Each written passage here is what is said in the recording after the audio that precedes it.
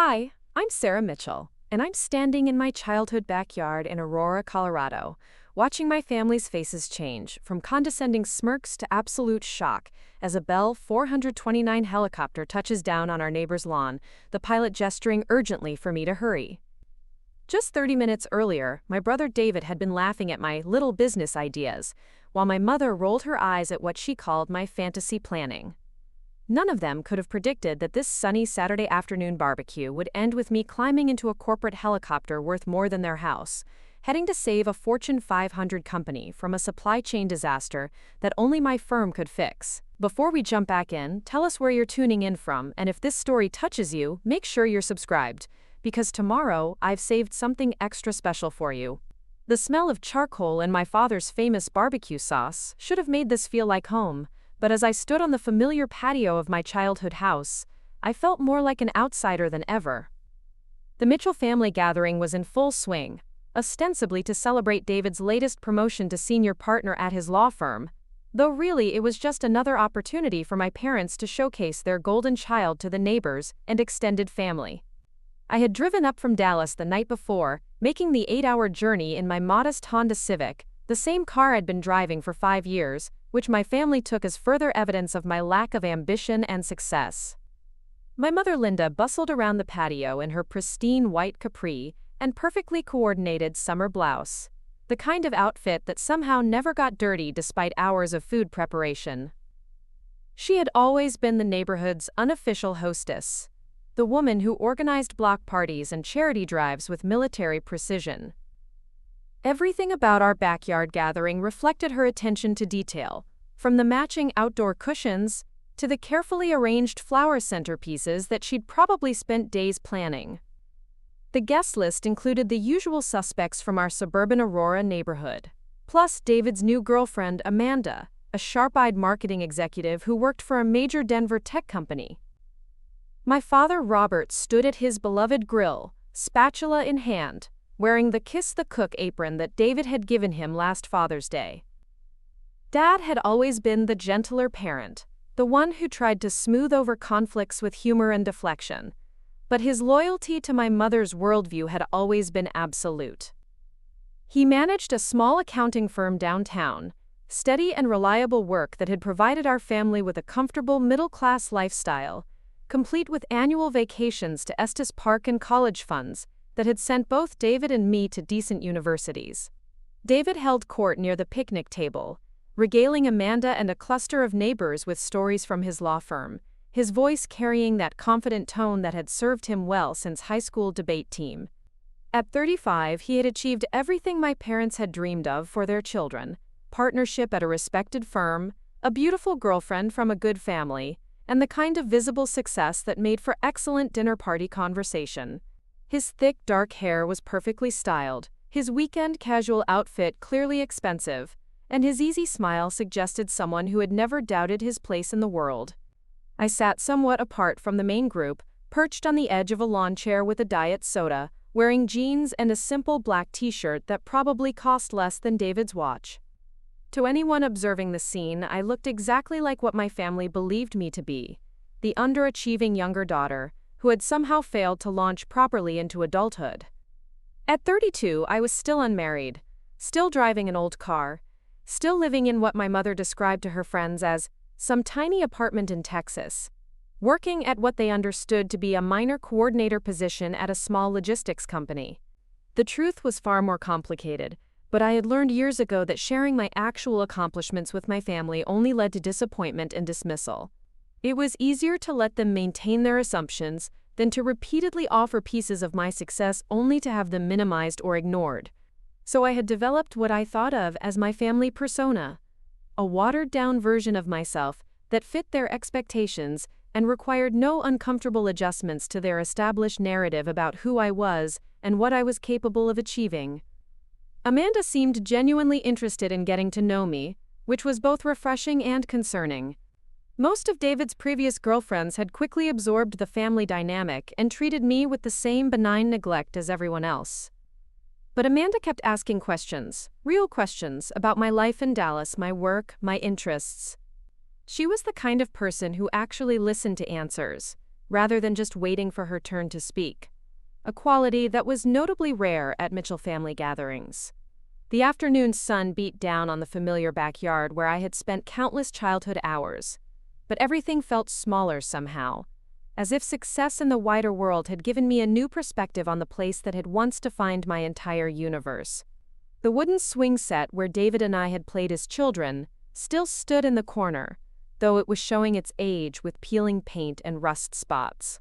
The garden where my mother had taught me to plant tomatoes every spring was now perfectly manicured with professional landscaping, no longer the messy experimental space where a young girl could dig in the dirt and imagine growing something beautiful. My phone had been buzzing intermittently throughout the afternoon with messages from my assistant Kelly and various members of my team, but I kept it on silent out of respect for the family gathering. The messages were becoming increasingly urgent, something about a major client crisis that was escalating beyond what my Dallas team could handle remotely, but I was trying to maintain boundaries between my work life and my increasingly rare visits home. The irony wasn't lost on me that while my family saw me as someone with no important responsibilities, I was actually running a company that specialized in solving the kind of supply chain emergencies that could cost corporations millions of dollars per day.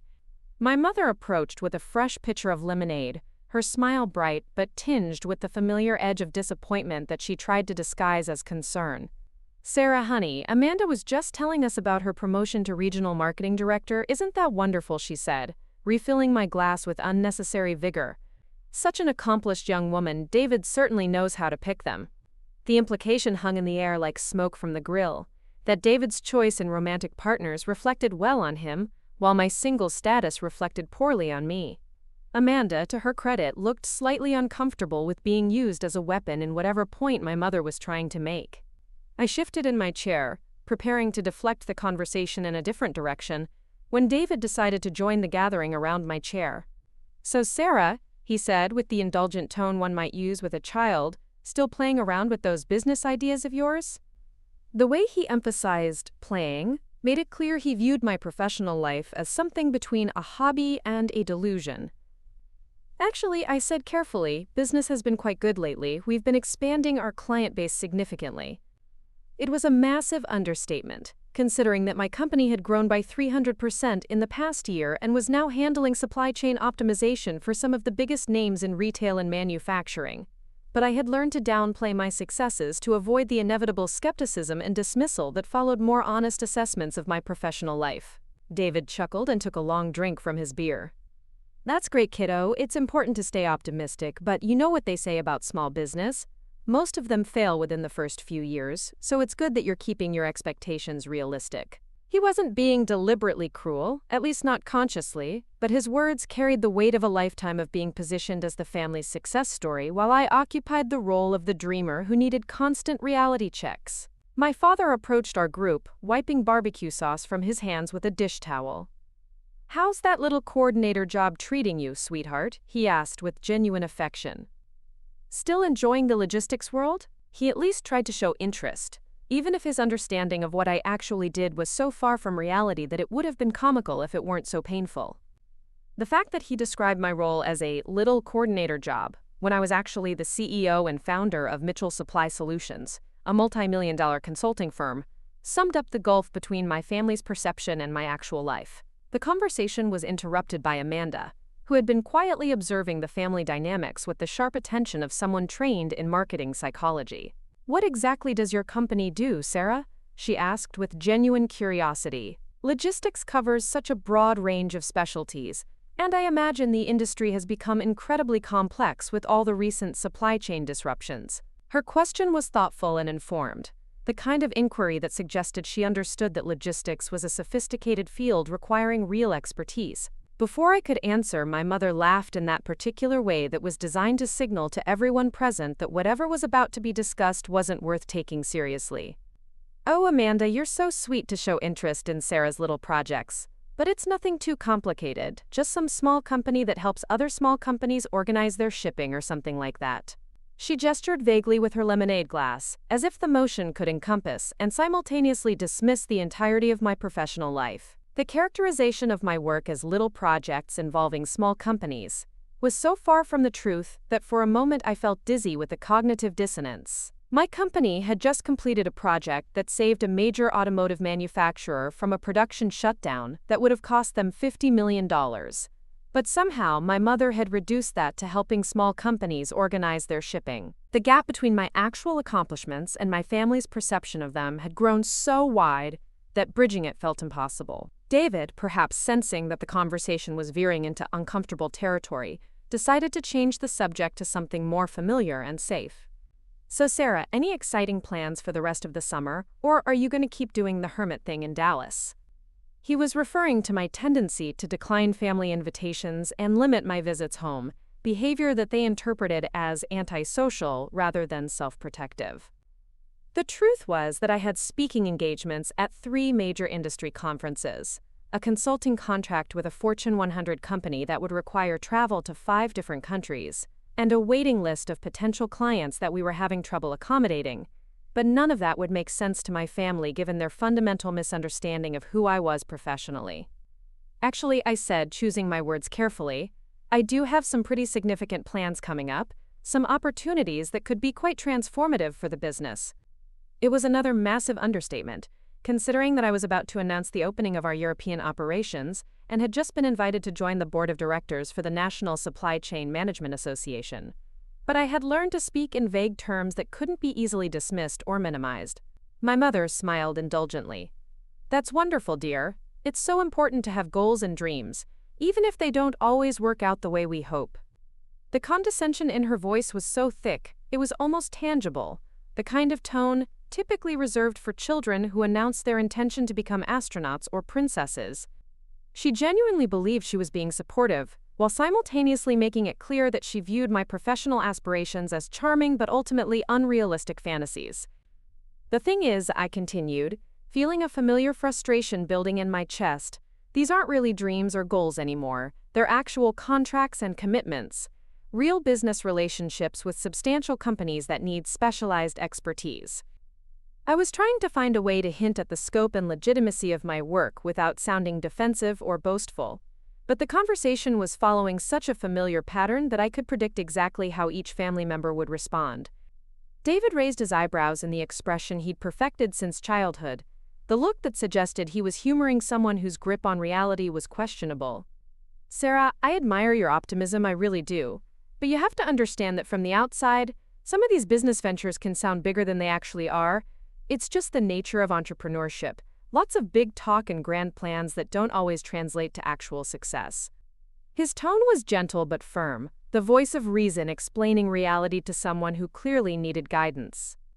The irony of receiving a lecture about business success from someone who had never started a company or taken any entrepreneurial risks was not lost on me, but I had long ago stopped pointing out such contradictions. David's success was real and admirable within its context, but it was also completely different from what I had built, requiring an entirely different skill set and involving completely different kinds of risks and rewards. Comparing his career trajectory to mine was like comparing a classical musician to a jazz improviser, both legitimate but operating in fundamentally different worlds with different measures of success.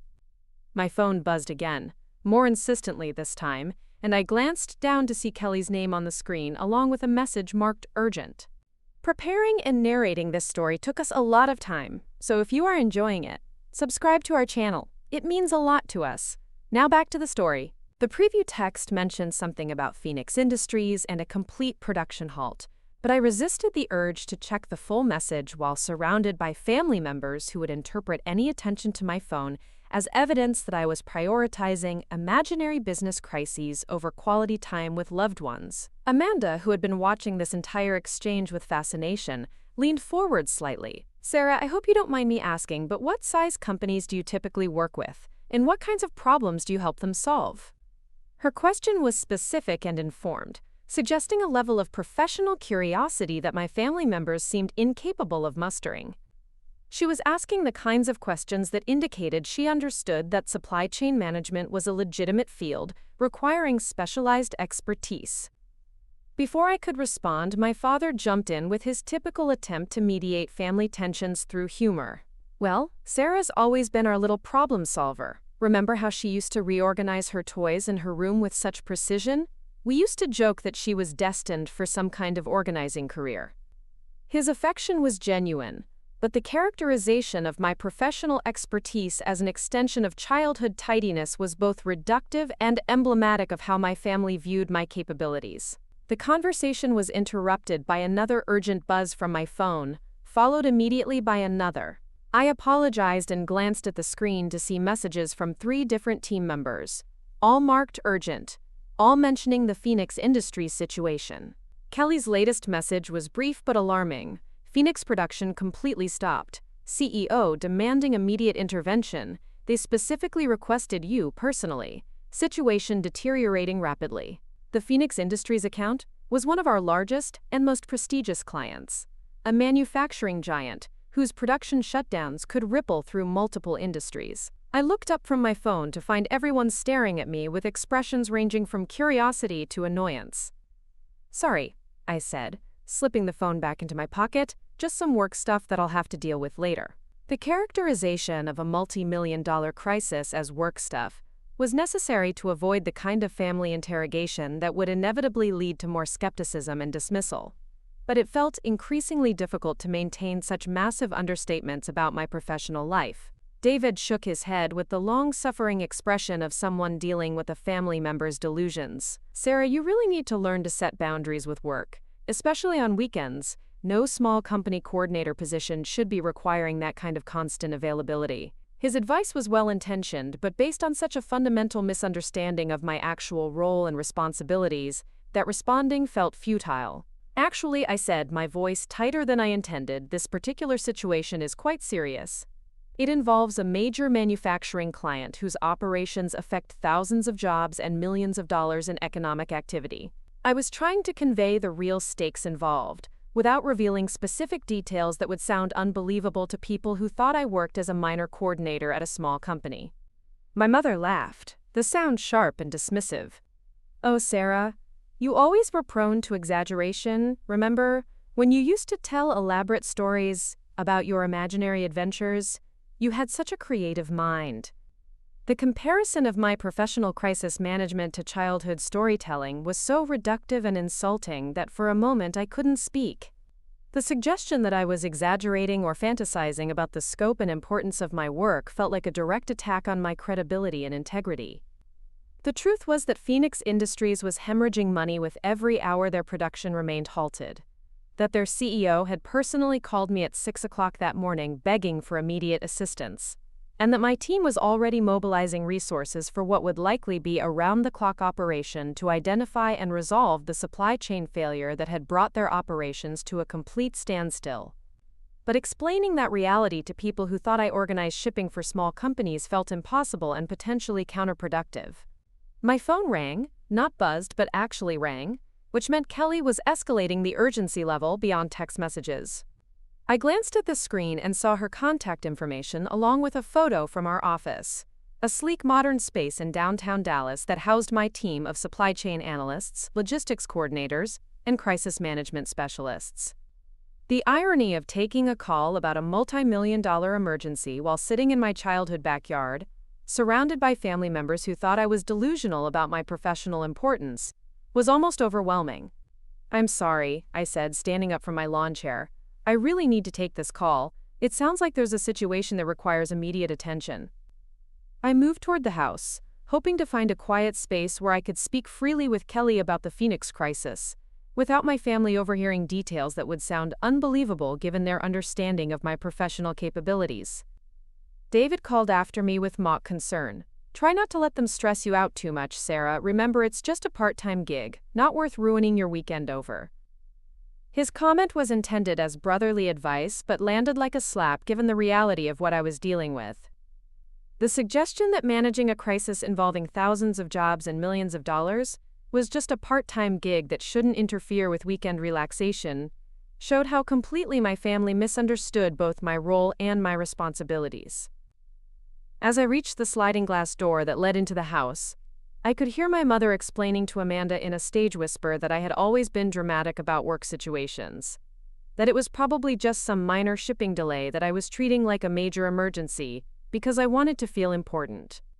The characterization of my professional crisis management as attention-seeking behavior was painful enough, but having it shared with David's new girlfriend, someone I had hoped might see me more clearly, felt particularly humiliating. Inside the familiar kitchen of my childhood, surrounded by the same yellow walls and outdated appliances that had witnessed countless family meals and conversations, I answered Kelly's call with a sense of relief at finally being able to speak openly about the real situation.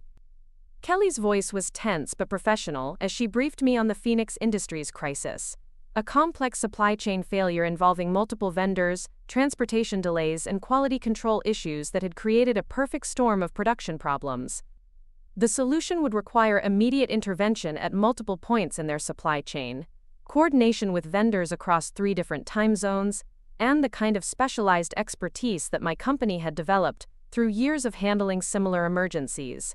Kelly had already assembled our crisis response team and arranged for emergency transportation to Phoenix, where we would need to work directly with their production managers and supplier representatives to identify and resolve the cascading failures that had brought their operations to a halt. As Kelly outlined the scope of the crisis and our planned response, I could hear the distant sounds of laughter and conversation from the backyard, my family continuing their celebration of David's latest success, while remaining completely unaware that their supposedly underachieving daughter was about to orchestrate a multi-million-dollar rescue operation for one of America's largest manufacturing companies. The cognitive dissonance was overwhelming, standing in my childhood kitchen discussing corporate crisis management while my family assumed I was dealing with some minor coordinator issue. Kelly's voice became more urgent as she described the latest developments in the Phoenix situation. "Sarah, I hate to interrupt your family time, but Phoenix's CEO is demanding immediate action. They're facing potential contract violations with 3 major clients if they can't resume production by Monday morning. And they specifically requested you personally to oversee the intervention." The fact that a Fortune 500 CEO was specifically requesting my personal involvement in resolving their crisis would have shocked my family. But it was actually fairly routine for Mitchell Supply Solutions, given our reputation for handling the kind of complex emergencies that could devastate major corporations. The transportation Kelly had arranged was more elaborate than usual, reflecting both the urgency of the situation and Phoenix Industries' willingness to spare no expense in resolving their crisis. A helicopter would arrive within the hour to transport me directly to their facility outside Denver, where I would meet with their executive team and begin coordinating the emergency response efforts. The helicopter was a practical necessity given the time constraints and the remote location of their manufacturing facility, but I realized with growing anxiety how the arrival of corporate aircraft in my family's suburban neighborhood would be impossible to explain or minimize. Kelly was still outlining logistical details when I heard the distant sound of rotor blades, faint but growing stronger, indicating that our transportation had arrived earlier than expected. Through the kitchen window, I could see my family and their guests in the backyard, still engaged in casual conversation, completely unaware that their quiet Saturday afternoon was about to be dramatically interrupted by the arrival of a corporate helicopter requesting my immediate presence at a major industrial crisis. As the sound of the approaching helicopter grew louder, I realized that my 2 separate worlds were about to collide in the most dramatic and undeniable way possible. There would be no opportunity to downplay or minimize what was happening, no way to characterize emergency corporate transportation as a minor coordinator issue, no possibility of maintaining the fiction that my professional life was insignificant. In a matter of minutes, my family's entire understanding of who I was and what I had accomplished was about to be completely shattered by the arrival of a helicopter in their backyard, requesting my immediate assistance in saving a Fortune 500 company from financial disaster. The irony was almost poetic. For years I had tried to share my professional successes with my family, only to have them dismissed or minimized. Now, success was literally landing in their backyard, impossible to ignore or explain away, arriving with rotor blades and emergency urgency that would make my actual role and capabilities undeniably clear to everyone present. As I hung up with Kelly and prepared to rejoin my family in the backyard, I knew that the next few minutes would permanently change how they saw me, and how I saw myself in relation to them. The sound of the helicopter was now unmistakable, and I could hear confused voices from the backyard as my family and their guests tried to understand why aircraft was approaching their quiet suburban neighborhood. Taking a deep breath, I walked back through the sliding glass door toward what I knew would be the most dramatic family revelation of my life, ready to finally let them see who I really was. Not by choice, but by the unavoidable demand of corporate emergency that couldn't wait for family comfort or convenience. The Bell 429 helicopter settled onto the Hendersons' pristine lawn next door with mechanical precision, its rotor wash sending patio umbrellas tumbling and scattering napkins across 3 different yards. I stood frozen in the doorway between my childhood kitchen and the backyard chaos, watching 20 years of carefully maintained family assumptions about my life disintegrate in real time. The pilot, visible through the aircraft's tinted windows, was gesturing urgently toward me while speaking rapidly into his headset, clearly communicating with someone about the time-sensitive nature of this extraction. My father dropped his spatula, the metal clattering against the concrete patio as he stared at the helicopter with the expression of someone whose understanding of reality had just been fundamentally challenged. Robert Mitchell had spent his entire career managing small business accounts for local Aurora companies. His world one of predictable quarterly reports and modest profit margins. The arrival of corporate aircraft in his backyard was so far outside his experience that he seemed incapable of processing what he was witnessing. My mother Linda stood motionless near the picnic table, her perfectly arranged summer gathering now in complete disarray, plates and decorations scattered by the helicopter's powerful downdraft. She had always prided herself on controlling every detail of family events, from the menu planning to the guest list to the conversation topics, but nothing in her suburban hostess experience had prepared her for managing a situation involving emergency aviation and corporate crisis response.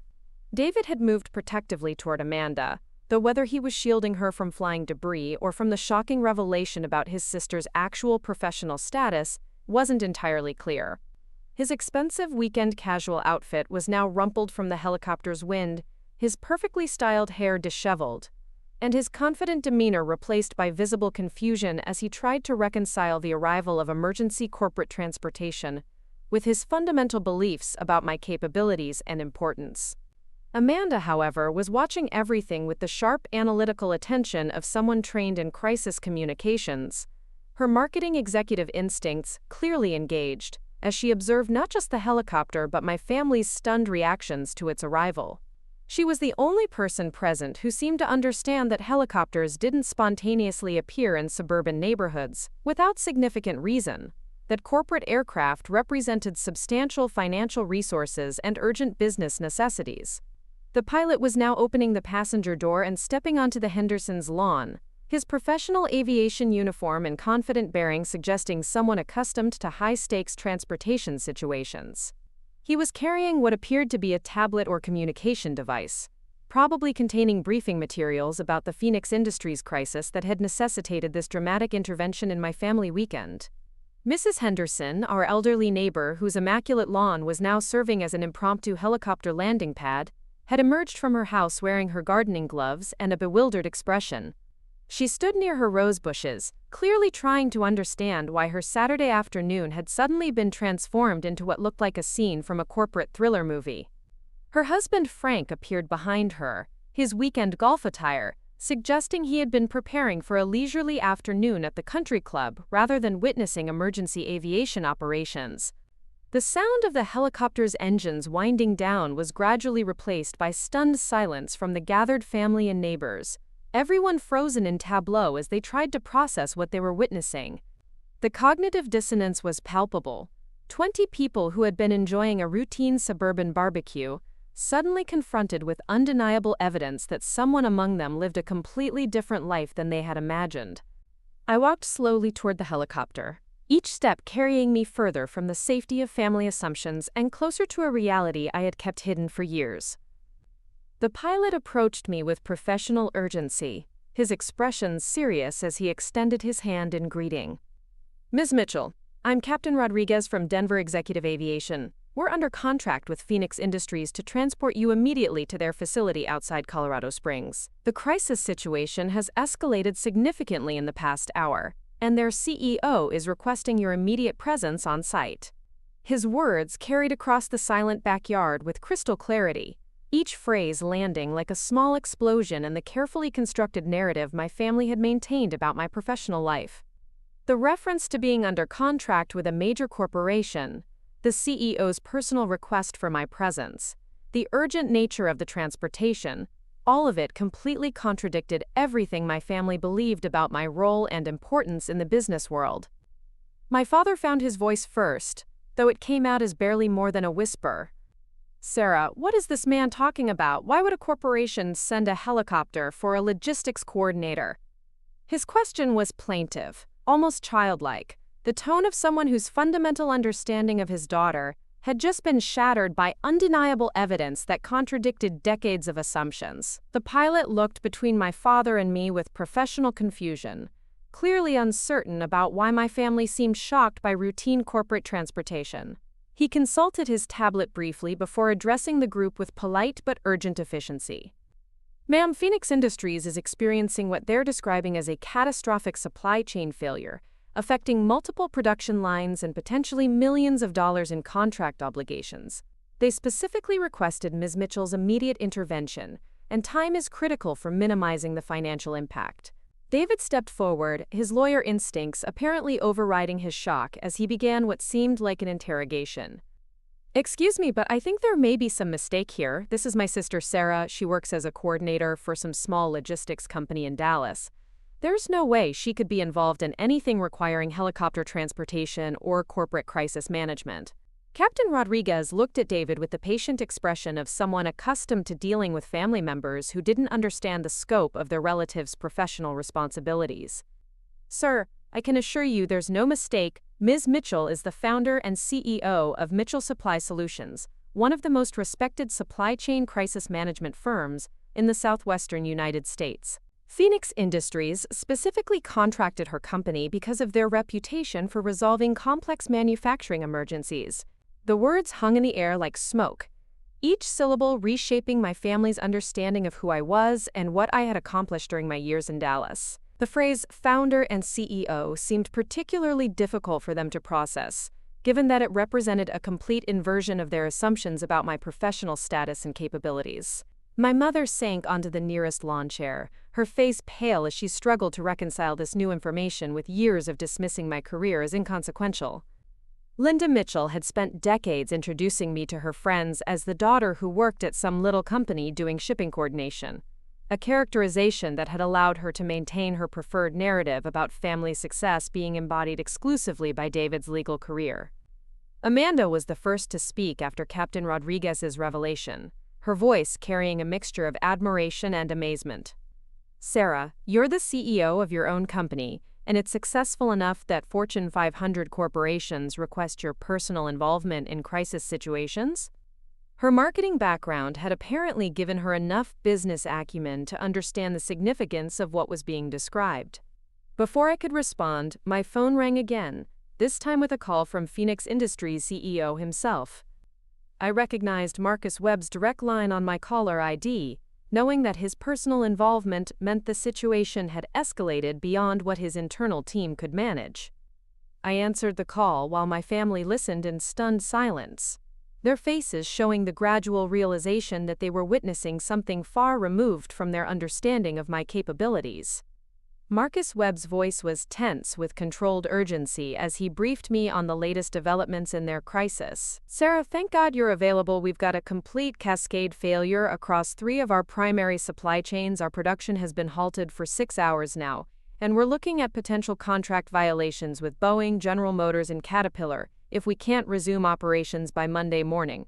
We need your team's intervention immediately, and frankly, we need you personally overseeing this operation." I found myself conducting a high-level crisis management conversation in my childhood backyard, discussing multi-million-dollar supply chain failures and corporate contract obligations, while my family stood around me in various states of shock and disbelief. The surreal nature of the situation was overwhelming, years of hidden professional success suddenly exposed in the most dramatic way possible. Marcus continued outlining the scope of the emergency, mentioning specific suppliers, transportation networks, and quality control failures that had created what he described as a perfect storm of production problems. His language was technical and urgent, filled with industry terminology and financial implications that clearly demonstrated both the complexity of the situation and my company's specialized expertise in resolving such crises. As I responded to Marcus with detailed questions about vendor relationships, backup supplier availability, and production timeline requirements, I could see my family's expressions changing from confusion to amazement to something approaching awe. They were hearing me speak with authority and expertise about business concepts and financial implications that were completely outside their previous understanding of my knowledge and capabilities. The conversation lasted nearly 10 minutes, during which I coordinated with Marcus on emergency response protocols, authorized overtime expenditures for my crisis management team, and outlined a preliminary strategy for identifying and resolving the cascading supply chain failures that had brought Phoenix Industries to a standstill. When I finally hung up, the silence in the backyard was deafening. David was the first to speak, his voice carrying a tone I had never heard from him before, a mixture of respect and bewilderment that suggested his entire understanding of our sibling relationship was being fundamentally revised. "Sarah, I don't understand. How long have you been running a company large enough to handle Fortune 500 emergencies, and why didn't we know about any of this?" The question was fair but complicated, rooted in years of family dynamics that had made sharing my professional success feel pointless and potentially counterproductive. I had tried repeatedly during my early years in Dallas to communicate the scope and importance of my work, only to have those attempts met with skepticism, dismissal, or the kind of patronizing encouragement typically reserved for children's ambitious but unrealistic dreams. I looked around at the gathered faces, neighbors and family members all waiting for an explanation that could make sense of what they were witnessing. The Henderson family had been joined by other neighbors drawn by the helicopter's arrival, creating an impromptu audience for what was becoming the most public family revelation of my life. Captain Rodriguez was checking his watch with professional urgency, clearly aware that every minute of delay was costing Phoenix Industries substantial money and potentially jeopardizing their ability to meet critical contract obligations. "Ms. Mitchell, I hate to interrupt, but we really need to depart within the next few minutes to maintain our timeline for arriving at the Phoenix facility before their executive team meeting." The pilot's words served as a stark reminder that regardless of my family's shock and confusion, there was a real crisis requiring immediate attention. Thousands of jobs and millions of dollars hanging in the balance while we stood in a suburban backyard trying to process revelations about my professional life. The contrast between the urgency of corporate emergency and the leisurely pace of family barbecues had never been more apparent.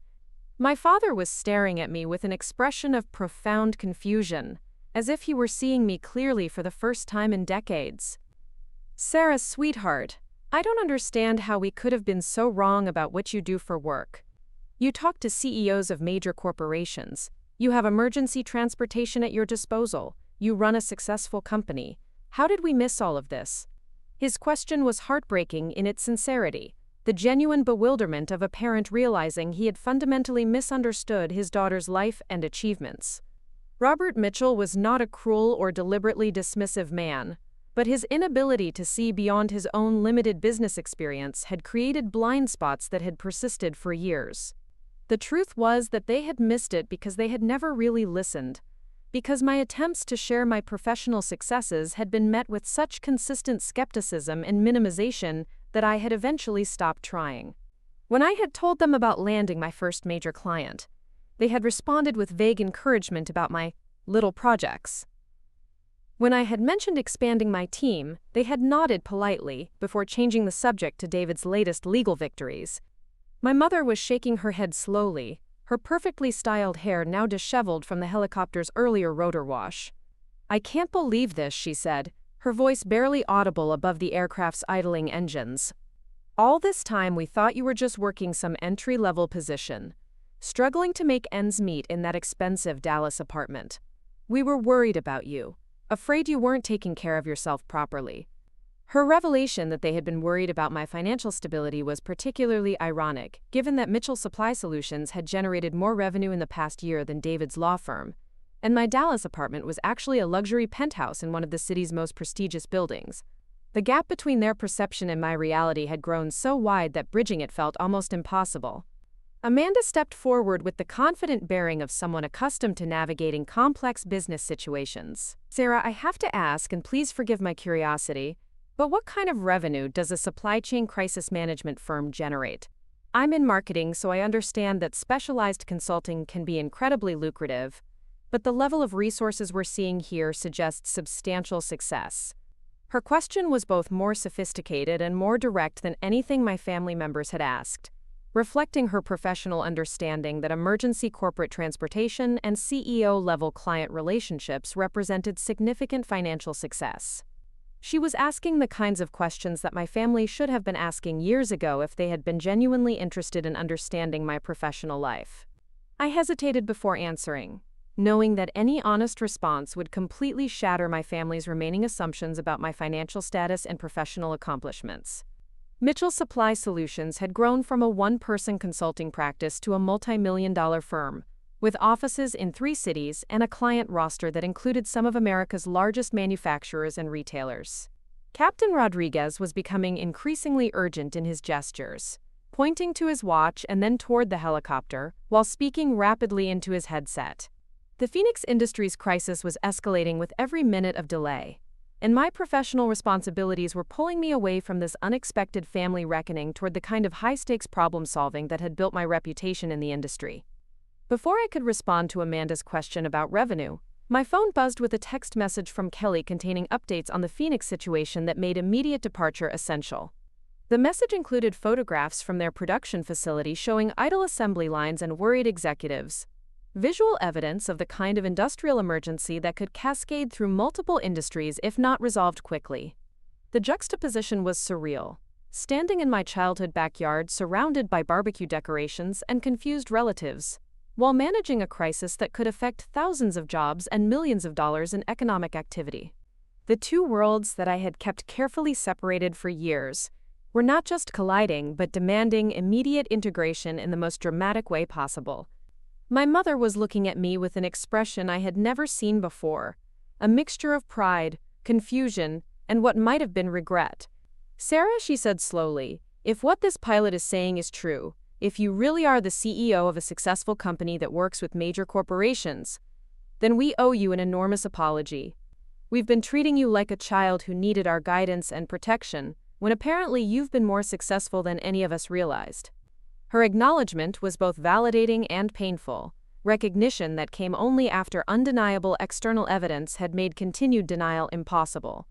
Linda Mitchell was not someone who admitted mistakes easily, and her willingness to acknowledge their misunderstanding suggested the profound shock of discovering that her assumptions about her daughter had been completely wrong. David was shaking his head with the bewildered expression of someone whose worldview had been fundamentally challenged. "Sarah, I'm a partner at a respected law firm. I thought I was the successful one in the family. But if you're running a company that Fortune 500 corporations call for emergency assistance, then your success makes mine look modest by comparison. I don't know how I missed this, how we all missed this." His admission was particularly significant given his role as the family's designated achiever, the child whose accomplishments had always been celebrated and showcased while mine were dismissed or ignored. The realization that his supposedly underachieving sister had actually surpassed his professional success was clearly difficult for him to process. Captain Rodriguez approached our group with professional determination, his expression making clear that further delay was not acceptable given the urgency of the Phoenix Industries situation. "Ms. Mitchell, I really must insist that we depart immediately. The crisis situation is deteriorating rapidly, and every minute of delay is costing the client substantial money and potentially jeopardizing their ability to meet critical contract deadlines." His words served as a stark reminder that regardless of my family's shock and need for explanation, there were real-world consequences to further delay. Phoenix Industries was hemorrhaging money with every hour their production remained halted, and my professional reputation depended on responding to such emergencies with immediate and effective intervention. I looked around at my family one final time, seeing them clearly perhaps for the first time in years, not as the people who had shaped my understanding of myself, but as individuals struggling to reconcile their long-held assumptions with dramatic new evidence. The cognitive dissonance was written on every face, the profound discomfort of realizing that their fundamental beliefs about someone they thought they knew had been completely wrong. The helicopter's engines were growing louder as Captain Rodriguez prepared for immediate departure, the aircraft's powerful rotors beginning their acceleration toward full operational speed. I walked toward the helicopter knowing that when I returned from Phoenix, my relationship with my family would be permanently changed, that the careful separation I had maintained between my professional success and personal relationships had been irreversibly shattered. As I approached the aircraft, I could hear my mother calling after me with desperate urgency. "Sarah, wait, we need to talk about this. We need to understand how we got everything so wrong." But Captain Rodriguez was already helping me into the passenger compartment, his professional focus on the emergency timeline taking precedence over family emotional processing. The last thing I saw as the helicopter lifted off was my family standing in our backyard, surrounded by the debris of their assumptions about my life, watching their supposedly unsuccessful daughter disappear into the sky aboard corporate aircraft summoned by a Fortune 500 emergency. The image would stay with me throughout the crisis management operation that followed, a visual reminder of the moment when my two separate worlds had finally, dramatically, and irrevocably collided. The helicopter's ascent from my childhood neighborhood felt like rising from one life into another, the familiar suburban landscape of Aurora shrinking below us as we climbed toward the corporate crisis that had shattered my family's carefully maintained illusions.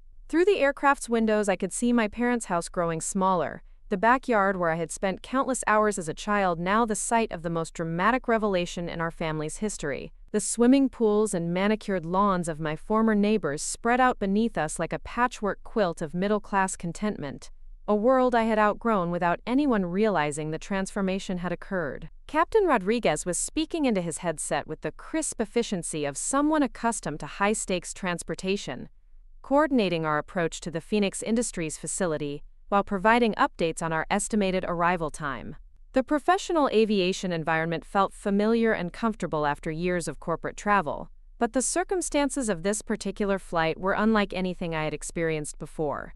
Never had my professional responsibilities collided so dramatically with my personal relationships. Never had success arrived in such an undeniable and public fashion. My phone was buzzing continuously with updates from my crisis management team, each message containing increasingly urgent details about the Phoenix Industries emergency. Kelly had assembled our full crisis response unit, pulling team members from their weekend activities to coordinate what was becoming one of the most complex supply chain failures we had ever encountered. The scope of the problem was expanding by the hour, involving not just Phoenix's internal production systems but cascading effects throughout their entire supplier network. The Colorado landscape passed beneath us. As we flew southeast toward Colorado Springs, the familiar Rocky Mountain foothills, giving way to the industrial corridors where Phoenix Industries operated their massive manufacturing complex. From the air, I could see the economic geography of the region, the interconnected network of warehouses, distribution centers, and transportation hubs that formed the backbone of American manufacturing. It was a perspective that my family had never shared, a view of commerce and industry that existed entirely outside their suburban understanding of how business actually functioned. My tablet contained preliminary briefing materials about the Phoenix crisis, technical documents and financial projections that painted a sobering picture of what we were facing. The supply chain failure involved multiple critical components, each representing a potential bottleneck that could extend production delays for weeks or even months if not resolved quickly. The financial implications were staggering, with potential losses escalating into the hundreds of millions if Phoenix couldn't fulfill their contracts with major automotive and aerospace manufacturers. Captain Rodriguez turned slightly in his seat to address me over the helicopter's engine noise. "Ms. Mitchell, Phoenix's CEO requested that I inform you they've established a war room in their executive conference center, with representatives from all affected suppliers standing by for immediate consultation. They've also arranged accommodations at the Broadmoor in case this operation extends through the weekend, which seems likely given the complexity of what they're describing." The mention of the Broadmoor, one of Colorado's most exclusive resorts, was typical of how major corporations approached crisis management when substantial financial stakes were involved. Phoenix Industries was clearly prepared to spare no expense in resolving their emergency, understanding that the cost of premium accommodations and emergency consulting fees was insignificant compared to the potential losses from extended production delays. It was the kind of corporate decision-making that my family would have found incomprehensible, spending more on weekend hotel arrangements than most people earned in months.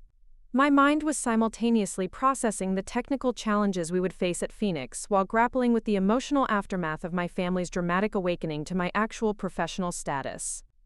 For years, I had compartmentalized these two aspects of my life so completely that their sudden collision felt almost surreal.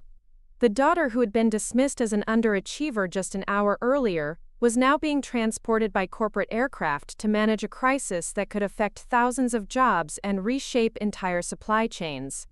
The helicopter began its descent toward the Phoenix Industries Complex, a sprawling industrial facility that stretched across hundreds of acres of Colorado prairie. From above, I could see the massive production buildings, each one larger than several city blocks, connected by networks of service roads and railway spurs that brought raw materials and shipped finished products to customers across North America. The scale of the operation was impressive even to someone accustomed to working with major manufacturers, a testament to American industrial capacity that most consumers never had occasion to witness. Captain Rodriguez was coordinating our landing with Phoenix's security team, the kind of corporate aviation protocol that had become routine for my consulting work but would have seemed like fantasy to my family just hours earlier. The helicopter touched down on a designated landing pad near the executive offices, where I could see a small group of people waiting, presumably the Phoenix management team that had requested my immediate intervention. As I gathered my materials and prepared to disembark, I received a text message from David that stopped me cold. "Sarah, I've been thinking about everything that just happened, and I realize I owe you more than an apology. I've been researching your company online, and I had no idea you were this successful. I'm proud of you, and I'm sorry it took a helicopter landing in our backyard for me to finally see who you really are." His message was followed immediately by another from my father. "Sweetheart, your mother and I are in shock about everything we just learned. We've spent the evening looking up your company and reading about your achievements, and we can't believe how blind we've been. We love you, and we're incredibly proud of what you've accomplished. Please be safe, and we'll be here when you get back." The messages were both validating and overwhelming, representing the kind of recognition and support I had craved for years but had given up expecting. The irony wasn't lost on me that my family's awakening to my success had required such dramatic external validation, that years of my own attempts to share my achievements had failed to penetrate their assumptions, while a single helicopter arrival had instantly shattered their misconceptions. Marcus Webb was waiting as I stepped out of the helicopter, his expression reflecting the controlled urgency of a CEO facing a crisis that threatened his company's fundamental operations.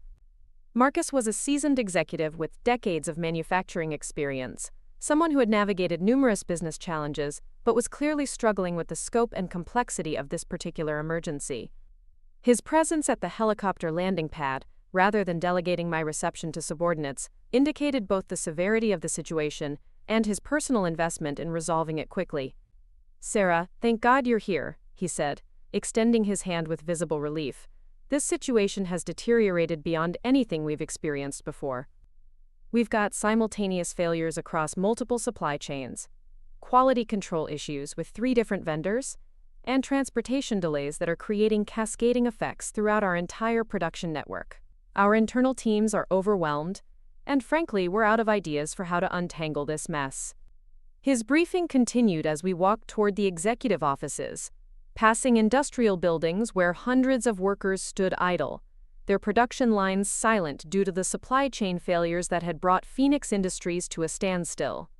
The human cost of the crisis was visible in their faces, experienced manufacturing professionals who understood that extended production delays could threaten not just their jobs but the economic stability of the entire region. The Phoenix Industries War Room was exactly what I had expected, a high-tech conference facility filled with multiple screens displaying real-time data about production status, supplier performance, and transportation networks.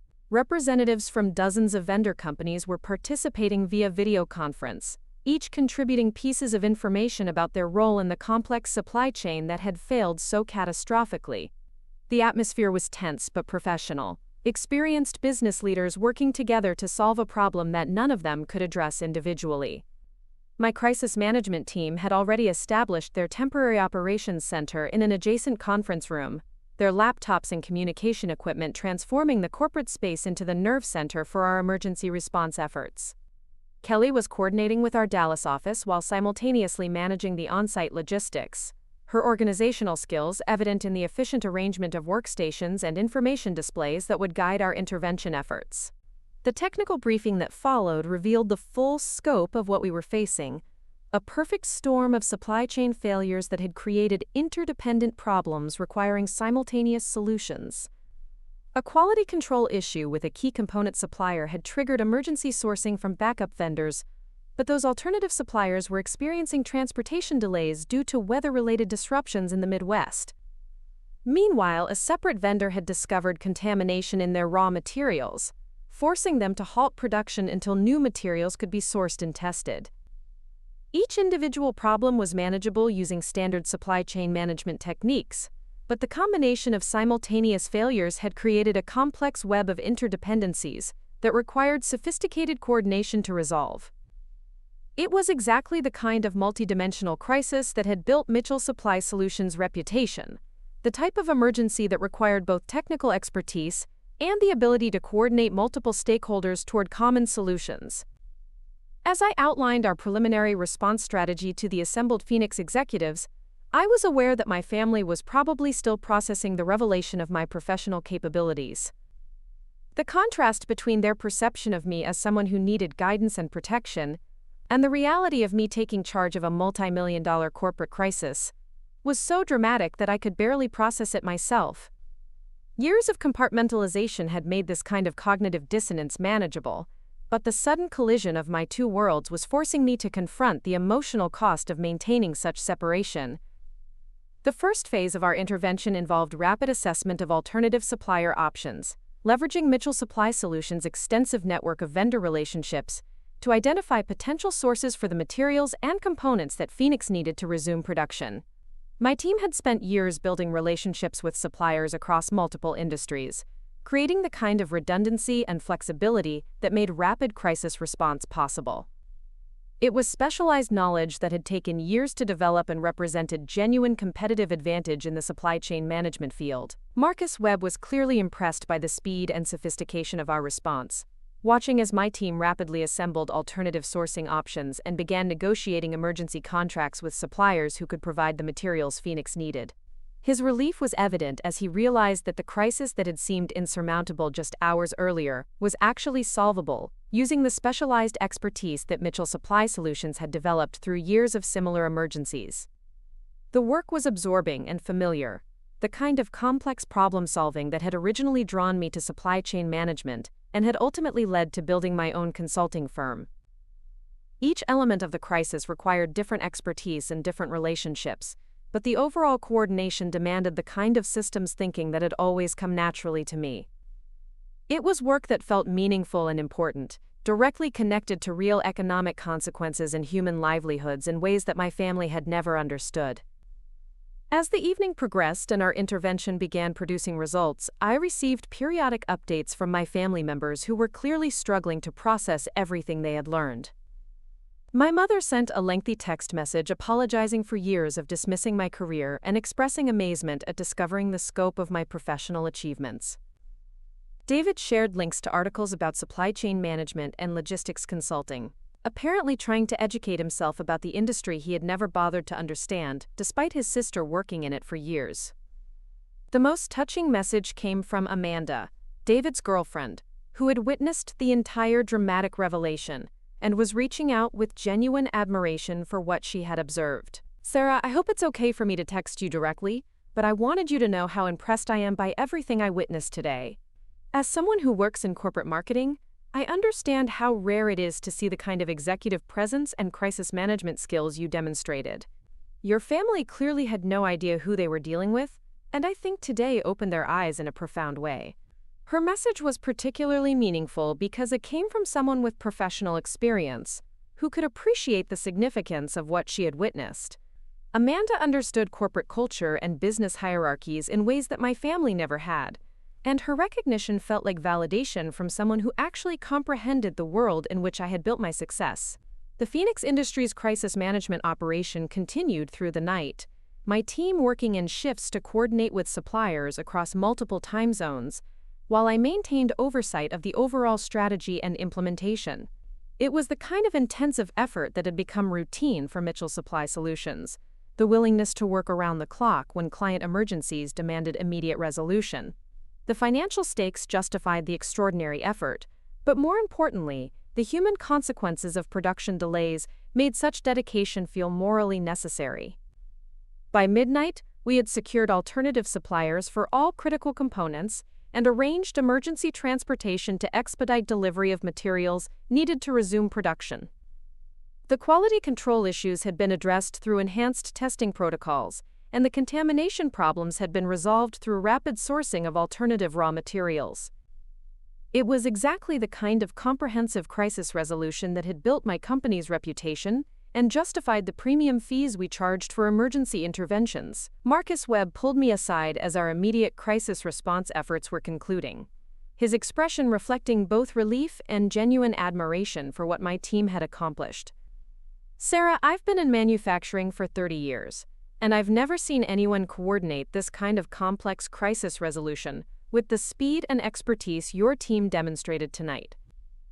Phoenix Industries owes you an enormous debt of gratitude, and I want you to know that you've earned a client for life." His praise was gratifying but familiar, the kind of recognition I had received from numerous clients over the years, as Mitchell Supply Solutions had established its reputation for resolving seemingly impossible supply chain emergencies. What was different this time was knowing that my family was finally aware of the professional world in which such recognition was routine, that they could no longer dismiss my achievements as minor coordinator work at some small company. The Broadmoor accommodations that Phoenix had arranged were luxurious beyond anything my family would have imagined me experiencing, a suite in one of America's most exclusive resorts that cost more per night than many people earned in a week. As I settled into the elegant surroundings, I reflected on the surreal nature of the day's events. From backyard barbecue dismissal to corporate helicopter extraction to five-star crisis management accommodations, all within the span of 12 hours. My phone contained dozens of messages from family members, neighbors, and friends who had witnessed or heard about the helicopter arrival and were seeking explanation for what they had observed. The story was apparently spreading through our Aurora neighborhood like wildfire, the dramatic image of corporate aircraft landing in a suburban backyard proving irresistible for local gossip networks. Mrs. Henderson had apparently taken photographs of the helicopter that were now circulating among neighbors, who were trying to understand why their quiet Saturday afternoon had been interrupted by what looked like a scene from a movie. The messages from my parents were particularly poignant, lengthy texts expressing amazement at discovering the scope of my professional success and regret at having missed so many opportunities to celebrate my achievements. They had apparently spent the evening researching Mitchell Supply Solutions online, reading client testimonials and industry articles that painted a picture of their daughter's career that was completely different from anything they had previously understood. David's messages showed a similar pattern of discovery and amazement, his lawyer's analytical mind apparently working to understand how he had so completely misread his sister's professional trajectory. He had found articles about supply chain consulting that explained the industry's importance and complexity, giving him context for understanding why major corporations would pay substantial fees for the kind of expertise I had developed over years of specialized experience.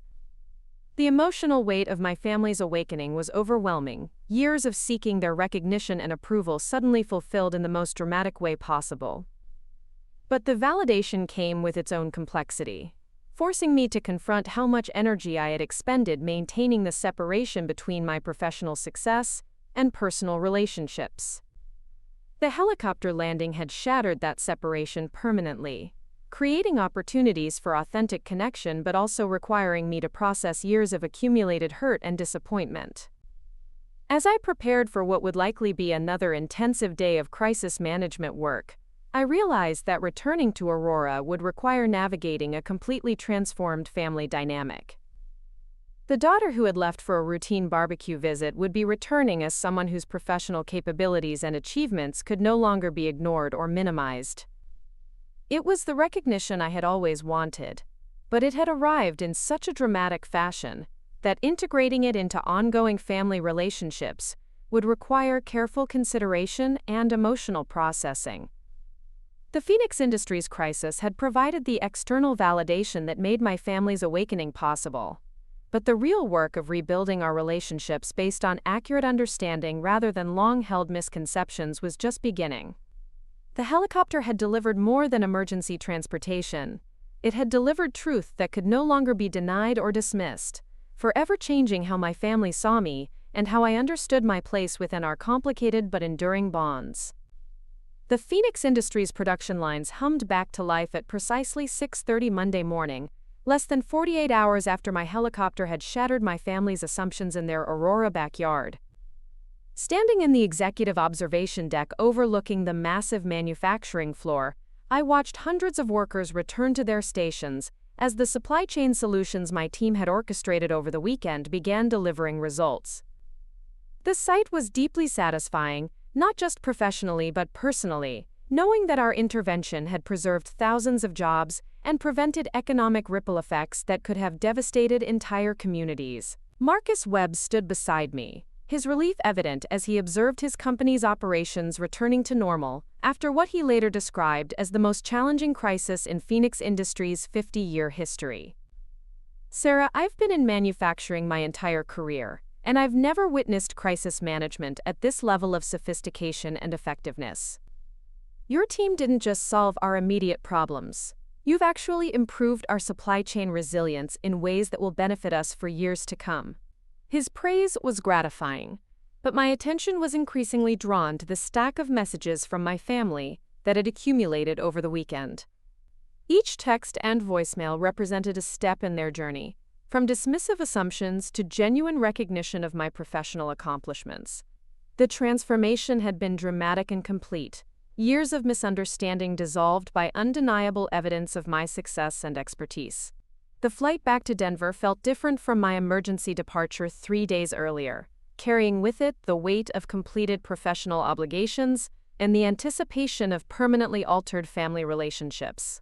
Captain Rodriguez had been impressed by the scope of our crisis resolution efforts, mentioning during our pre-flight briefing that he had never transported anyone who had orchestrated such complex corporate interventions. The helicopter's passenger compartment now contained Phoenix Industries' formal contracts for ongoing supply chain consulting, documents worth millions of dollars that represented the kind of business relationships my family had never imagined me capable of developing. My phone rang as we approached the Denver metropolitan area, David's name appearing on the caller ID, along with a photo of him from last Christmas, smiling in his expensive sweater while standing beside our parents' elaborately decorated tree. The image seemed almost quaint now, a reminder of how recently our family dynamic had been based on completely different assumptions about our respective roles and achievements. "Sarah," his voice carried a mixture of excitement and nervous energy that I rarely heard from my typically composed brother. "I hope I'm not interrupting anything important, but I wanted to catch you before you landed. The whole family is gathered at Mom and Dad's house, and we were hoping you might come straight here instead of heading back to Dallas immediately. We have a lot to talk about, and frankly, we owe you more than just apologies." His invitation was both touching and overwhelming, representing the kind of family engagement I had longed for during years of feeling invisible and undervalued. The prospect of returning to the scene of Saturday's dramatic revelation, but this time as someone whose achievements were finally recognized and respected, felt both triumphant and emotionally complex. The helicopter's descent toward Denver Executive Airport provided a panoramic view of the Front Range landscape that had shaped my childhood, the familiar mountains and suburban sprawl that had once defined the boundaries of my world. From this elevation, I could see the geographic progression of my life, from the middle-class neighborhoods of Aurora where I had learned to dream beyond my circumstances, to the corporate districts where I now commanded respect and substantial fees for my expertise. Captain Rodriguez was coordinating our landing with the same professional efficiency that had characterized our emergency departure, but the atmosphere felt celebratory rather than urgent. The Phoenix Industries crisis had been resolved ahead of schedule and under budget, another successful intervention that would enhance Mitchell Supply Solutions' reputation and generate referrals to additional corporate clients. It was the kind of professional victory I had experienced dozens of times, but never with the knowledge that my family was finally aware of my capabilities. As we touched down at the executive aviation terminal, I could see my father's familiar sedan in the parking area, suggesting that my family had driven to the airport to meet my arrival. The gesture was unprecedented in our family history, representing a level of attention and respect that had always been reserved for David's achievements and milestones. The sight of them waiting for me felt like stepping into an alternate reality where my success mattered as much as my brother's legal career. My mother emerged from the passenger side of the car wearing what I recognized as her best dress, the navy blue outfit she typically reserved for special occasions and important social events. Her careful attention to appearance suggested she understood that this reunion was significant, that the daughter returning from her corporate helicopter was someone deserving of the kind of respect she had always shown David's professional accomplishments. David and Amanda followed, both looking genuinely excited to see me rather than displaying the polite tolerance that had characterized most of our family interactions over the past decade. Amanda was carrying what appeared to be a small gift bag, suggesting they had taken time to select something special to mark this transformation in our family relationships. My father approached the helicopter with an expression of wonder that reminded me of his reaction to David's law school graduation, a mixture of pride and amazement that I had rarely seen directed toward my achievements. Robert Mitchell had always been a modest man whose greatest professional excitement came from helping small business clients navigate tax season, but his face reflected genuine awe at witnessing his daughter arrive via corporate aircraft after managing a Fortune 500 emergency. "Sarah, sweetheart," he said, embracing me with uncharacteristic intensity, "we've spent the entire weekend learning about your company and reading about supply chain management, and we can't believe how accomplished you are. Your mother has been showing your business articles to every neighbor who will listen, and I think Mrs. Henderson is considering framing that photograph she took of your helicopter landing." His words were both touching and slightly amusing, the image of my status-conscious mother proudly sharing articles about my professional achievements representing a complete reversal of her previous approach to discussing my career. Linda Mitchell had spent years deflecting questions about my work, with vague references to minor coordinator positions, but apparently my helicopter extraction had transformed me into a source of neighborhood bragging rights. My mother approached with tears in her eyes, her typically composed demeanor softened by what appeared to be genuine emotion. "Sarah, I owe you the biggest apology of my life," she said, her voice unsteady with feeling. "I spent so many years dismissing your career because I didn't understand it, because it didn't fit my narrow definition of success. I was wrong, terribly wrong, and I'm so sorry for all the times I made you feel like your achievements didn't matter." Her apology was everything I had wanted to hear for years, but receiving it felt more complicated than I had anticipated. The validation was deeply satisfying, but it also highlighted how much time and emotional energy had been wasted maintaining barriers between my professional success and personal relationships. The recognition I was receiving felt both wonderful and overdue, colored by years of accumulated hurt that couldn't be instantly erased by a single acknowledgement. Amanda stepped forward with her characteristic directness, her marketing executive confidence evident as she addressed the complex family dynamics with professional clarity. "Sarah, I hope you don't mind my perspective as an outsider, but what I witnessed on Saturday was remarkable. Not just your professional capabilities, but your grace in handling a family situation that would have been devastating for most people. The fact that you've maintained such success while dealing with that kind of dismissal shows incredible strength and character." Her observation was particularly meaningful because it came from someone with no investment in our family mythology, an objective witness who could appreciate both my professional accomplishments and the emotional complexity of the situation. Amanda understood corporate culture and business hierarchies, giving her perspective a credibility that my family members were only beginning to develop. David was examining the helicopter with obvious fascination, his lawyer's analytical mind apparently working to understand the financial implications of corporate aviation and emergency consulting services. "Sarah, I've been researching your industry all weekend, and I'm starting to comprehend how significant your success really is. The fact that companies pay for helicopter transportation and premium consulting fees means your expertise must be extraordinarily valuable." His recognition was gratifying but also highlighted how little effort he had made over the years to understand my work. David's intelligence and education should have enabled him to appreciate the complexity and importance of supply chain management, but his assumptions about my capabilities had prevented him from engaging seriously with my professional life. The helicopter landing had forced him to confront the disconnect between his perceptions and reality. The drive back to Aurora felt like a victory lap through the landscape of my childhood, familiar neighborhoods and landmarks that now seemed smaller and less significant than they had during my youth. The geographic boundaries that had once defined my world felt quaint compared to the national and international scope of my current business operations.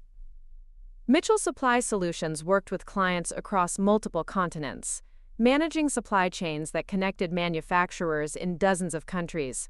But my family had never understood that their daughter's work extended far beyond the suburban Colorado perspective that shaped their understanding of business and success. The house looked exactly the same as when I had left for Saturday's barbecue, but everything felt different as we pulled into the driveway. The familiar two-story colonial with its manicured lawn and seasonal decorations was no longer the place where I felt diminished and overlooked, but rather the launching point for a conversation about rebuilding our relationships based on accurate understanding rather than outdated assumptions. Inside, the living room had been arranged for what appeared to be a formal family meeting, with comfortable seating arranged in a circle and a coffee table displaying what I recognized as printed articles about Mitchell Supply Solutions and the supply chain management industry. My mother had clearly spent considerable time researching my professional background, creating the kind of informational foundation that should have existed years earlier if anyone had bothered to take genuine interest in my career. The articles represented a comprehensive overview of my professional accomplishments, from early client testimonials to recent industry awards to financial profiles that revealed the scope and profitability of my consulting practice. Seeing my achievements laid out in this format was both validating and surreal, years of success finally receiving the family attention and respect that had always been reserved for David's legal milestones. My father was clearly emotional as he gestured toward the assembled materials, his voice thick with feeling as he addressed the magnitude of their misunderstanding. "Sarah, your mother and I spent hours reading about your company and trying to understand how we could have been so blind to your success. The financial figures alone are staggering, but more importantly, the client testimonials describe you as one of the most respected consultants in your field. We missed everything, absolutely everything." His acknowledgement was profound, but also painful, highlighting years of opportunities for connection and celebration that had been lost to assumptions and indifference. Robert Mitchell was a good man who loved his daughter, but his inability to see beyond his limited business experience had created emotional distance that couldn't be immediately bridged by recognition of past mistakes. David was studying what appeared to be a financial profile of Mitchell Supply Solutions, his expression reflecting the kind of amazement typically reserved for discovering hidden treasure. "Sarah, according to this analysis, your company generates more annual revenue than my entire law firm. You're not just successful, you're extraordinarily successful, operating at a level that makes my partnership seem modest by comparison." His admission represented a fundamental shift in our sibling dynamic, years of assumed hierarchy dissolving as he processed evidence of my professional achievements.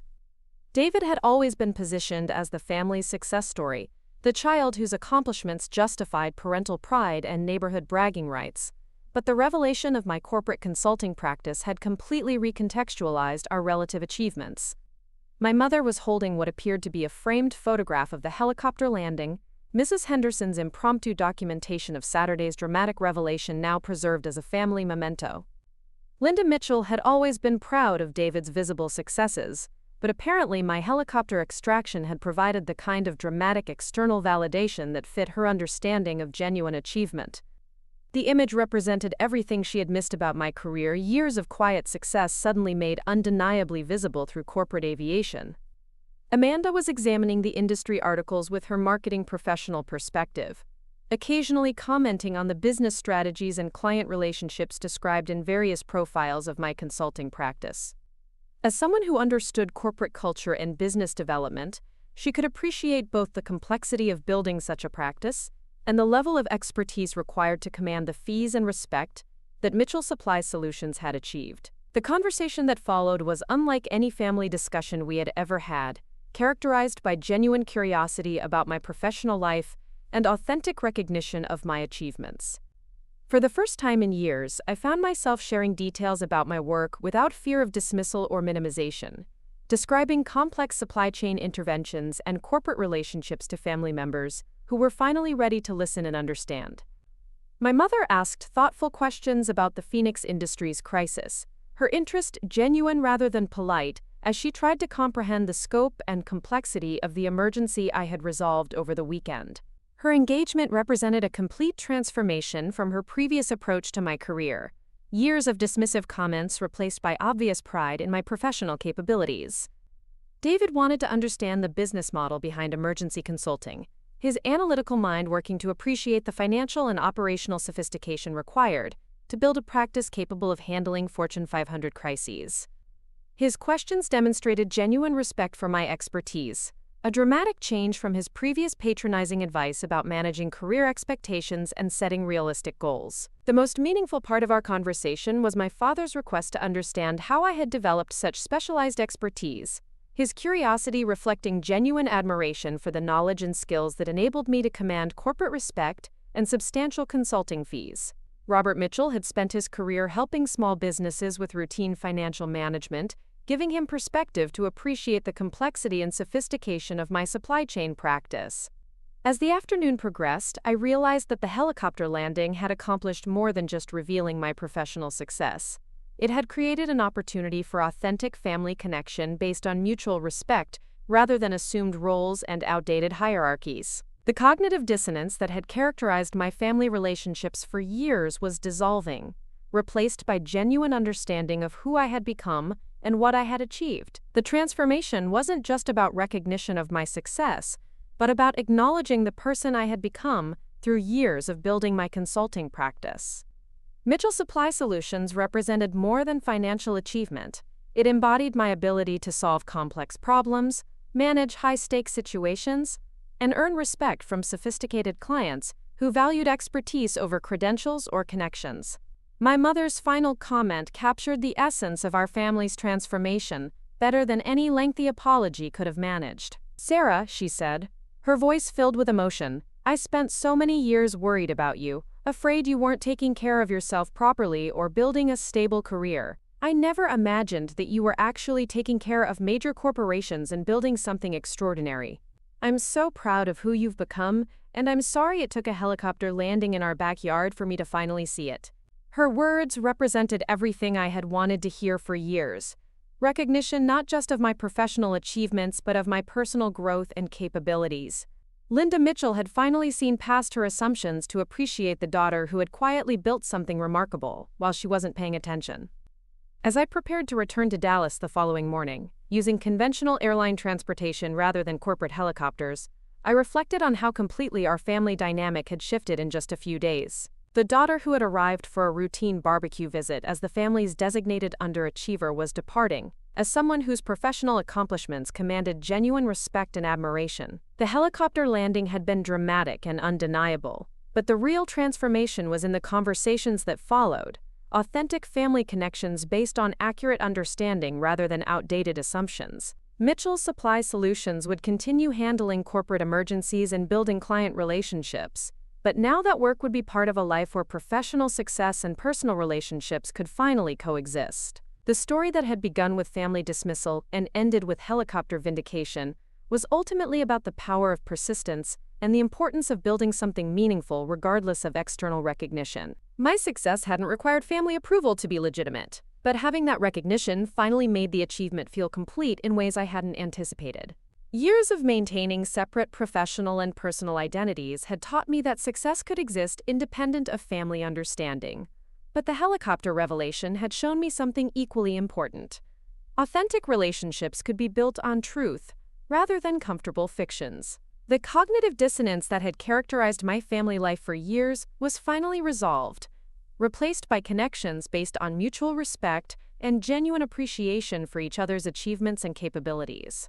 2 years after the helicopter that changed everything, I walked across the stage at the Colorado Convention Center to accept the National Supply Chain Excellence Award, the industry's highest honor for innovation and crisis management leadership. The auditorium was packed with over 1,500 logistics professionals, manufacturing executives, and government officials who had gathered for what the trade publications were calling the most significant supply chain conference in decades. My acceptance speech would be broadcast live to industry professionals across 6 continents, cementing Mitchell Supply Solutions' position as the global leader in emergency supply chain intervention. My entire family occupied a reserved section in the front rows, their faces radiating the kind of pride that had once been exclusively reserved for David's legal achievements.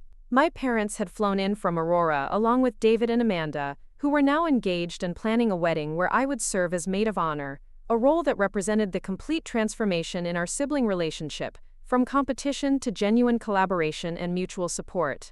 The award itself represented the culmination of everything I had built since that confused young woman had moved to Dallas, with nothing but determination and a laptop, but more importantly, it symbolized the validation of expertise that my family now understood and celebrated rather than dismissed or minimized.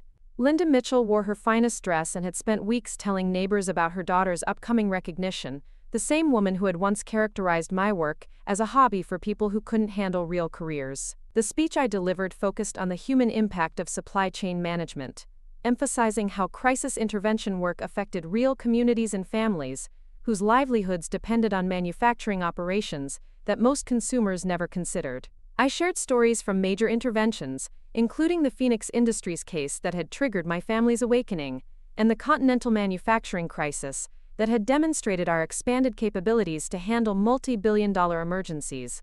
The audience response was extraordinary, with standing ovations that lasted several minutes, and questions that demonstrated the deep respect my expertise commanded within the industry. Corporate executives lined up after the presentation to discuss potential consulting relationships, while academic researchers sought collaboration opportunities for studying supply chain resilience and crisis management methodologies that my company had pioneered. My father had tears streaming down his face as he watched the industry recognition, his accountant's background helping him appreciate the financial and professional significance of the award, while his parental pride reflected years of accumulated amazement at discovering his daughter's extraordinary capabilities. Robert Mitchell had become one of my biggest advocates in Aurora, regularly sharing stories about my work with clients and friends who were fascinated by the transformation from dismissed daughter to internationally recognized expert. The networking reception following the awards ceremony provided my family with unprecedented access to the corporate world where my success had been built. Conversations with Fortune 500 executives and government officials who treated me as an equal and sought my perspectives on policy issues affecting global commerce. The contrast with their previous understanding of my work could not have been more dramatic. Years of assumptions about minor coordinator positions, replaced by witnessing my influence on national and international economic policy. Amanda had documented the entire experience with her marketing professional's eye for significant moments, creating a visual record of the evening that would become another treasured family keepsake alongside Mrs. Henderson's helicopter photograph. Her engagement to David had brought a new dynamic to our family gatherings. Someone whose business background enabled her to serve as translator and advocate for my professional accomplishments, while helping my parents understand the broader implications of my success. The most meaningful part of the evening was my mother's conversation with Elena Rodriguez, the CEO of a major automotive supplier who had worked with Mitchell Supply Solutions during a critical production crisis. Elena's description of how our intervention had saved her company from bankruptcy while preserving thousands of jobs provided my mother with concrete understanding of the human impact behind the technical expertise and financial success she had struggled to comprehend. David had spent the reception introducing himself as my brother to industry leaders who recognized the Mitchell name from their own crisis management experiences, his lawyer's networking skills now deployed in service of supporting my professional relationships rather than competing for family attention. The role reversal was striking and heartwarming. Years of sibling rivalry transformed into genuine collaboration and mutual professional respect. The award ceremony was covered extensively by business media, with profiles of Mitchell Supply Solutions appearing in major publications, alongside interviews about the specialized expertise required for successful supply chain crisis management.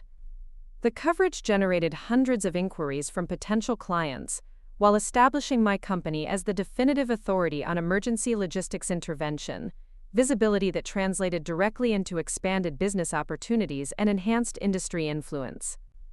My parents had arranged a celebration dinner at Denver's most exclusive restaurant, their first time hosting such an elaborate event in my honor after decades of similar celebrations for David's legal milestones. The reservation at Mizuna represented both their growing understanding of my financial success and their desire to mark the award with the kind of recognition they now believed my achievements deserved. The dinner conversation revealed how completely my family's perspective had evolved.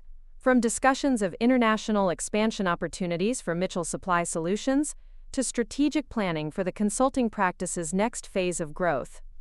My parents asked informed questions about business development and operational challenges, demonstrating months of education about supply chain management that had replaced their previous ignorance and indifference with genuine expertise and engagement. Marcus Webb had flown in specifically to attend the award ceremony, bringing several Phoenix Industries executives who wanted to express their gratitude for the intervention that had saved their company from potential bankruptcy.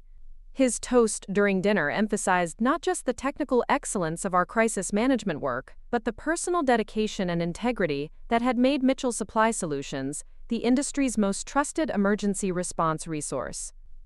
The financial implications of the award were significant, with consulting fees increasing substantially as corporations sought association with the industry's most recognized crisis management expertise. But more meaningful was the professional validation from peers, who understood the complexity and difficulty of the work involved in building such a specialized practice, from nothing more than determination and specialized knowledge. My mother's transformation had been particularly dramatic, evolving from skeptical dismissal to becoming one of my most enthusiastic advocates within Aurora's business community. Linda Mitchell now served on several economic development committees where her understanding of supply chain issues, gained through studying my work, contributed to discussions about industrial recruitment and retention strategies for the Denver metropolitan area. The evening concluded with my parents presenting me with a custom-made replica of the National Supply Chain Excellence Award, engraved with a personal message expressing their pride and regret for the years they had missed celebrating my professional growth. The gesture was deeply moving, representing not just recognition of my current success but acknowledgement of the journey that had brought me to this moment despite their initial lack of support or understanding. As we prepared to leave the restaurant, I received a text message from Kelly informing me that the award ceremony coverage had generated over 50 new client inquiries, including several from international corporations seeking crisis management consulting for global supply chain operations. The immediate business impact demonstrated how professional recognition translated directly into expanded opportunities for serving clients, whose operations affected millions of workers and billions of dollars in economic activity. The drive back to my parents' house felt like a victory tour through the landscape of my childhood, familiar neighborhoods and landmarks that now seemed quaint compared to the international scope of Mitchell Supply Solutions operations. The geographic boundaries that had once defined my world felt insignificant compared to the global reach of supply chain networks that my company now helped manage and protect during crisis situations. Inside my childhood home, the living room had been transformed into a gallery celebrating my professional achievements, with framed articles, award certificates, and photographs from industry events replacing the family photos that had once focused exclusively on David's legal career. The visual representation of my success created a permanent record of achievements that my family now understood and celebrated rather than dismissed or ignored. My father had prepared a detailed presentation about Mitchell Supply Solutions' financial growth and client expansion. His accountant skills applied to analyzing the business metrics that demonstrated the scope and profitability of the consulting practice he had once failed to understand.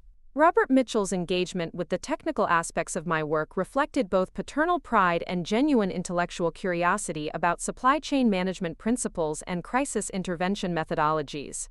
The most significant development was my parents' decision to establish a scholarship fund for supply chain management students, using their own resources to support education in the field where their daughter had achieved such extraordinary success. The scholarship would be administered through the University of Colorado's Business School, providing financial assistance for students pursuing careers in logistics and supply chain management, while honoring the Mitchell family's commitment to supporting future industry professionals. David had begun referring potential clients to Mitchell Supply Solutions whenever his legal practice encountered businesses facing supply chain challenges, his professional network becoming a source of qualified leads for consulting opportunities. The collaboration represented everything I had hoped our sibling relationship could become: mutual support and respect, replacing years of competition and assumed hierarchy based on outdated family dynamics. Amanda's marketing expertise had proven invaluable for understanding the broader implications of my professional success. her analysis of industry trends, and competitive positioning, helping my family appreciate not just what I had accomplished, but the strategic vision required to build such a dominant market position. Her perspective as an objective outsider continued providing credibility for family discussions about business strategy and growth planning.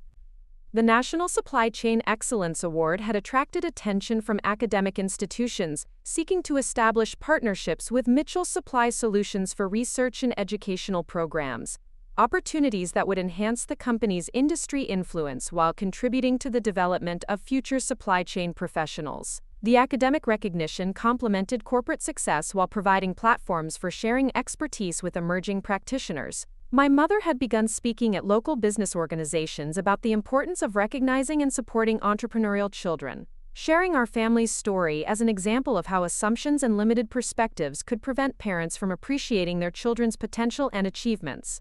Linda Mitchell's transformation from skeptical dismissal to enthusiastic advocacy had made her a compelling spokesperson for the importance of listening to and understanding children's professional aspirations. The international expansion of Mitchell Supply Solutions was proceeding rapidly, with offices planned for London, Singapore, and Mexico City to serve clients whose global operations required crisis management expertise across multiple continents and time zones. The expansion represented both the natural evolution of our consulting practice and the realization of ambitions that my family now understood and supported, rather than dismissing as unrealistic dreams. The financial success of the consulting practice had enabled me to purchase a mountain retreat near Aspen, a property where my family could gather for holidays and celebrations in surroundings that reflected the prosperity they now understood I had earned through years of dedicated professional work. The house represented both personal achievement and the creation of new family traditions based on mutual respect and accurate understanding of each other's capabilities. My parents' pride in my achievements had become a source of neighborhood fascination in Aurora, with Linda Mitchell regularly hosting informal gatherings where she shared stories about my latest consulting successes and industry recognition. The social dynamics that had once centered on David's legal career now included equal celebration of my supply chain expertise, creating a more balanced family narrative that honored both children's professional accomplishments. The most meaningful aspect of our transformed relationships was the genuine interest my family now showed in my work, beyond its financial rewards or social prestige. Asking thoughtful questions about the technical challenges and human impacts of crisis management interventions. Their engagement reflected authentic curiosity rather than polite obligation. Years of dismissive attitudes replaced by respect for expertise they had finally learned to appreciate and understand. The helicopter landing that had shattered their assumptions about my capabilities seemed almost quaint compared to the sustained success and industry recognition that followed, but it remained symbolically important as the moment when hidden achievement became undeniable truth. Mrs. Henderson's photograph of that dramatic Saturday afternoon occupied a place of honor in my parents' living room, a reminder of how quickly reality could transform perceptions when artificial barriers were removed. As I prepared to return to Dallas and the ongoing demands of managing a rapidly expanding consulting practice, I reflected on the journey from dismissed daughter to internationally recognized expert, a transformation that had required both professional persistence and the eventual courage to let my family see who I had become. The success would continue growing and evolving, but now it was part of a life where personal and professional achievements were integrated rather than separated by fear of misunderstanding or dismissal. The cognitive dissonance that had characterized my family relationships for years had been permanently resolved, replaced by authentic connections based on mutual respect and accurate understanding of each other's capabilities and achievements. The helicopter had delivered more than emergency transportation. It had delivered the truth that transformed our family forever, creating space for relationships that celebrated rather than diminished individual success, while strengthening our collective bonds. The awards and recognition would continue accumulating as Mitchell Supply Solutions expanded its global influence, but the most valuable achievement was having a family that finally understood and celebrated the work that gave my life meaning and purpose. The daughter who had once been invisible in her own home had become someone whose expertise commanded international respect, but more importantly, someone whose family finally saw and appreciated, who she had always been beneath their limiting assumptions and narrow expectations. Up next, you've got two more standout stories right on your screen. If this one hit the mark, you won't want to pass these up. Just click and check them out.